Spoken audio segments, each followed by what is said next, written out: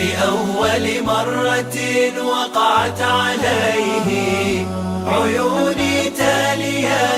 أحسست فيه. ربي يسر لي ولا تعسر. السلام علیکم ورحمت الله وبرکاته. ښه راغلاست د تفسیر 22م درس ته. نن د الله جل په مرسته خپل درس ته دوام ورکوو او نوي آیتونه به تفسیر کړو. زموږ د نن ورځ درس د سورة بقره 142 آیت نه تر 145 آیت پورې ده.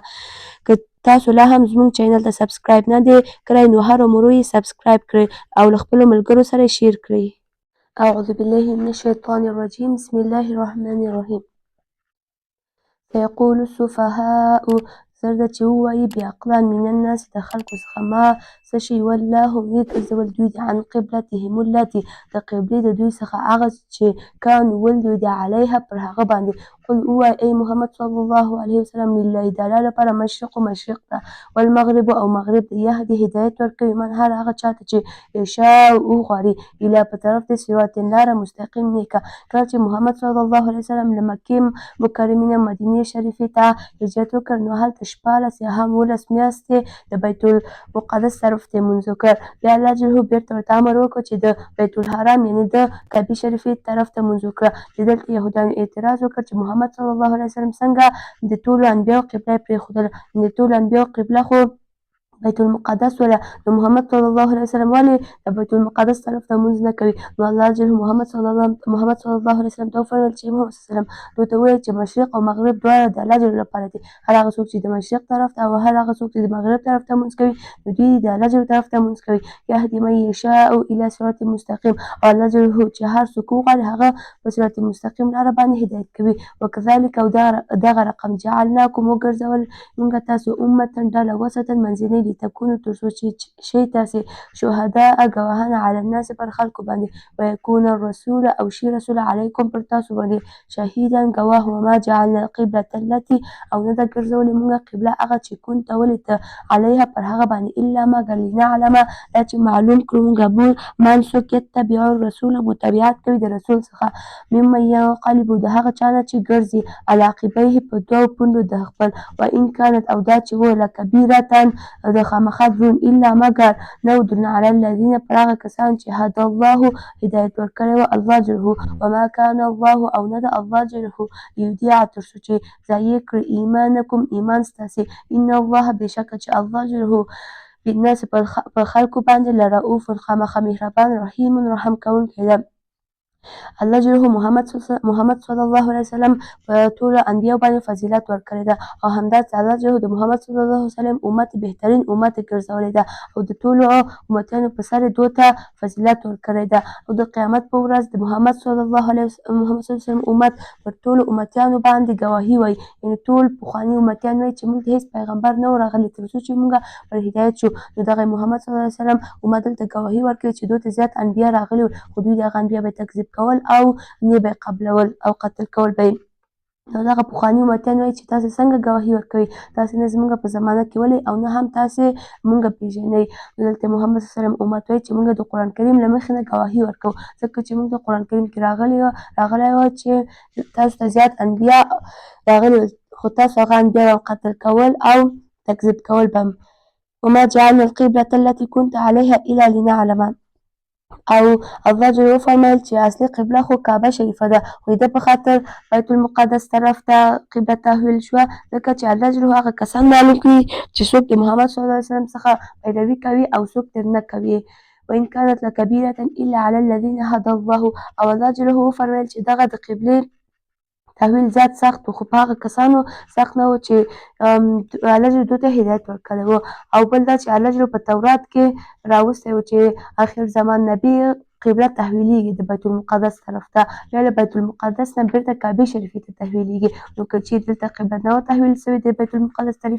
طرف ته دلته به یهودیانو اعتراض کړو چې محمد صلی الله علیه وسلم پر حق پیغمبر نه ده ځکه چې د آخر زمان نبی قبله د بیت المقدس طرف ته تحویلیږي او که چیرې دا قبله بیرته د بیت المقدس نه د بیت الحرام یعنې د کعبې شریفې ته نه تحویله شوې نو بیا دلته مشرکانو اعتراض کو ویلې چې محمد صلی الله علیه وسلم خپل ځان ته د ابراهیم علیه السلام د دین تابعدار وایي. نو محمد صلی الله علیه وسلم څنګه وکړای شو چې د بیت کعبې شریفه قبله پرېږدي او هغه طرف ته لمونځ نه کوي؟ نو دلته الله جل مسلمانان یې هم د یهودیانو او هم د مشرکانو له اعتراض څخه بچ کړ. ما کان الله لیضیع ایمانکم. او کله چې د قبله د بیت المقدس طرف ته تحویل شوه، بیا الله جل فرمایل چې اصلي قبله خو کعبه شریفه ده، خو الله جل د په خاطر قبله تحویله کړه تر څو چې خلک معلوم کړي، خپل بندګان امتحان کړي. نو دلته به یهودیانو وویلې دغه مسلمانان چې 14 یا هم 18 میاشتې د بیت المقدس طرف ته لمونځ وکړ، د دوی د لمونځونه الله جل په نزد قبول نه دي او دوی د لمونځونه ټول ضایع شول اجرونه. نو الله جل دوی ته په ځواب کې وفرمایل چې الله جل هېڅ وخت خپلو بندګانو نیک عمل اجر ورته هېڅ وخت نه ضایع کوي او الله جل خپل په بندګانو باندې زیات مهربان او رحم کوونکی ده. قال په تحقیق سره ناره ګورو مونږه تقلبه ګرځول وجهک مخ ستا فی السماء په طرف د اسمان فلنولینک پس زر ده چې وګرځوو مونږ ته قبلة هغه قبله ترضاها چې خوښوي ته هغه فولي پس وګرځوه وجهک مخ ستا شطر المسجد الحرام په طرف د مسجد حرام وحیث هر ځای چې ما کنتم هستي تاسې فولو پس وګرځوئ تاسې وجوهکم مخونه ستاسې شطره په طرف د هغه وان الذین او بېشک هغه کسان چې اوتو الکتاب ورکړل شوی ده دوی ته کتاب لا یعلمونه خامخا پوهېږي دوی دي انه بېشکه چې هغه حق ده من ربهم د طرف د رب د دوی دي وما الله او نه ده الله جل بغافل بخبر عما د هغه څه چې یعملون کوي دوی دي. کله چې محمد صلی الله علیه وسلم لمونځ یې کوه نو د لمونځ په وخت کې به خپل سر به اسمان طرف ته خپل سر به د اسمان طرف ته نیوه تر څو چې یو فرشته راسي او محمد صلی الله علیه وسلم ته وحی راوړي چې بیرته د کعبې شریفې طرف ته لمونځ وکړه. نو الله جل محمد صلی الله علیه وسلم ته وفرمیل چې محمد صلی الله علیه وسلم هغه قبله چې ته خوښوې نو زر ده چې تا د همغې قبلې طرف ته وګرځوو. فولي وجهک شطر المسجد الحرام او د غرمې د لمونځ وخت محمد صلی الله علیه وسلم او صحابه کرام په جماعت سره لمونځ کوو. نو دغه وخت محمد صلی الله علیه وسلم ته وحی راغله چې خپل مخ دې د کعبې شریفې طرف ته وګرځوه، یعنې نور د کعبې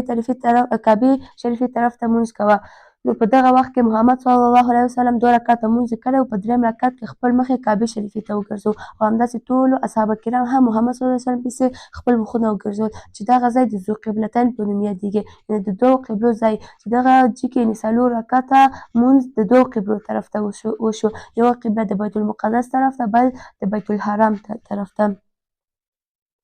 وان الذين اوتوا الكتاب ليعلمون انه الحق او دغه آیت کې الله جل د قبلې د تحویل 2 حکمت ذکر کړي دي. یو دا چې الله جل مسلمانان هم د کفارو اعتراض څخه یعنې د کفارو اعتراض څخه بچ کړ او بل دا چې الله جل خپل نعمت پر مسلمانانو باندې تمام کړي. وما الله بغافل عما یعملون. الله جل وفرمایل هغه نیک عملونه چې تاسې کوئ الله جل د هغه څخه بېخبر نه ده بلکې الله جل په هغه باندې ښه پوهېږي او د هغه اجر تاسو ته حتما در رسوي. ولئن او که چیرې اتیت الذین راوړې ته هغه کسانو ته چې اوتو الکتاب ورکړل شوی ده دوی ته کتاب بکل آیت په ټولو نشانو ما تبعوا متابعت نه کوي دوی دي قبله ده که د قبلې څخه وما انت او نه یې ته بتابع متابعت کوونکی قبلتهم د قبلې د دوی دي وما بعدهم او نه دي بعد د دوی دي بتابع متابعت کوونکي قبله بعض قبله د بعضې ولئن اتبعت او که چیرې پیروي وکړې ته اهواءهم د ارزوګانو د دوی څخه من بعد ما هغه څه چې جاءک راغلی ده تا ته من العلم د علم څخه انک بېشکه چې ته اذن اوس من الظالمین خامخا د ظالمانو څخه به یې. ولئن اتیت الذین اوتوا الکتاب الله جل محمد صلی الله علیه وسلم ته وفرمیل که چېرته دغه اهل کتاب ته هر څومره دلایل راوړي چې د کعبې شریفې طرف ته لمونځ وکړي نو دوی بیا هم د تا د قبلې متابعت نه کوي ځکه چې دوی د دغه کوشش کې دي چې تاسې د خپلې قبلې پیروان کړي او د خپل د دین پیروان هم کړي. وما بعدهم بتابع قبلة بعض او بعضې د دوی دي د دغه اهل کتاب خپل په قبله کې اختلاف لري، یعنې یو نصاریان دغه طرف ته لمونځ کوي چې هلته عیسی علیه السلام پیدا شوی ده او یهودیان د مشرق طرف ته هغه طرف ته لمونځ کوي چې هلته یو غټه تیږه ده. دوی د خپل په قبله کې اختلاف لري. محمد صلی الله علیه وسلم دوی به ستا قبله څنګه به قبول کړي. ولئن اتبعت اهواءهم بعد الذي الله جل محمد صلی الله علیه وسلم ته وفرمیل چې محمد صلی الله علیه وسلم که چېرته د دوی د ارزوګانو څخه پیروي وکړي بعد د هغه څه چې تا ته د مزبان له طرف نه ښکاره دلایل ښکاره احکام راغلي دي نو ته په هغه وخت کې د ظالمانو څخه به یې.